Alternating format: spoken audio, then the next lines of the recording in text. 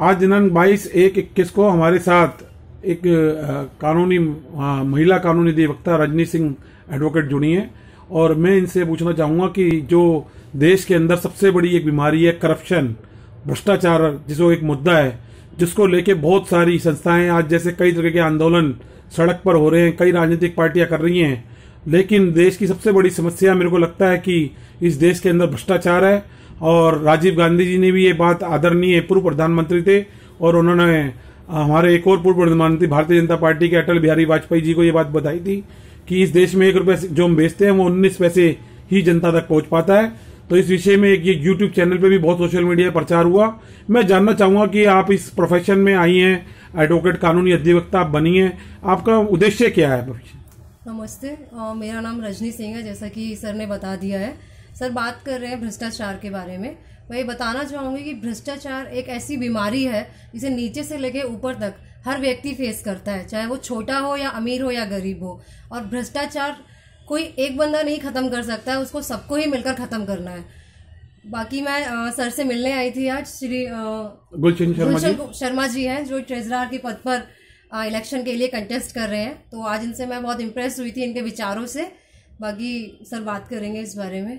तो गुलशन जी, आप क्या कहना चाहेंगे कि ये जो भ्रष्टाचार जो एक समस्या जड़ से बन गई है कि आज जहां जाओ, जिस सरकारी महकमे में जाओ, हर जगह भ्रष्टाचार एक ऐसी बीमारी की तरह है, और हम आपका चाहेंगे जरूर आप इसमें हमें बताएं कि क्या इसको राज दरोगा, इसके ऊपर केस दर्ज होना चाहिए, इसको और सख्त करना चाहिए, जिससे कि भ्रष्टाचार करने वालों के अंदर डर रहे और उनके रिश्तेदारों की संपत्ति जब्त करके उसको राष्ट्रीय संपत्ति घोषित कर दिया जाए। आपका क्या कहना है इस बारे में? आपने बिल्कुल ठीक कहा कि हमारे देश में जो है वो भ्रष्टाचार कोने कोने में, जड़ों में, नीचे से लेकर ऊपर तक भ्रष्टाचार जो व्याप्त है। पर फिर भी कुछ जगह कुछ लोग जो ऐसे हैं, जो चाहे वो 10% लोग हैं जो हमारे इस देश को चला रहे हैं, उन्हीं के बल पर ये देश जो है थोड़ा आगे बढ़ रहा है। भ्रष्टाचार एक बीमारी है, इस भ्रष्टाचार को खत्म किया जाना चाहिए।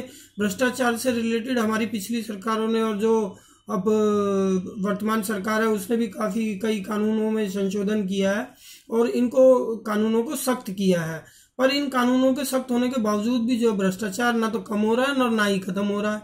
तो इसलिए ये आपका कहना ठीक है कि भाई इसको जो है इसके खिलाफ एक सख्त से सख्त कानून होना चाहिए।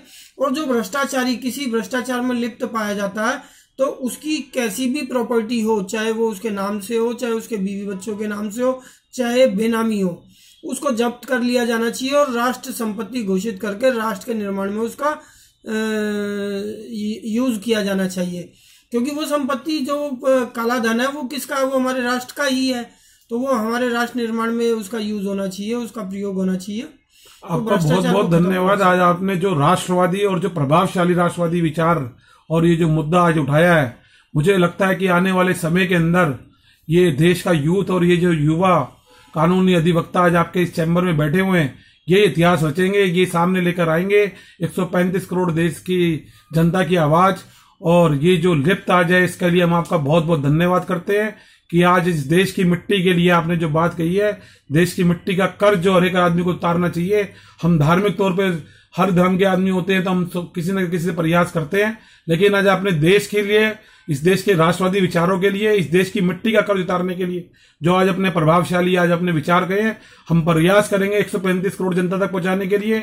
इस देश की उस कानून की हर उस दीवार और ईंट तक इस बात को पहुंचाने का प्रयास करेंगे, उस राजनीति के कमरे में, ब्यूरोक्रेट्स में, ताकि उनको पता चल सके कि जब तक आप जैसे कानूनी अधिवक्ता इस देश में है, इस देश की जो राष्ट्रीयता है वो बरकरार है और लोगों के अंदर विश्वसनीयता बनी रहेगी।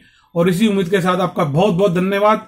और पुनः मैं आपकी ये जूनियर एडवोकेट रजनी सिंह का भी मैं धन्यवाद करता हूं कि आज उन्होंने भ्रष्टाचार के लिए, आज भ्रष्टाचार को खत्म करने के लिए जो अपने विचार दिए। आपका पुनः बहुत बहुत धन्यवाद।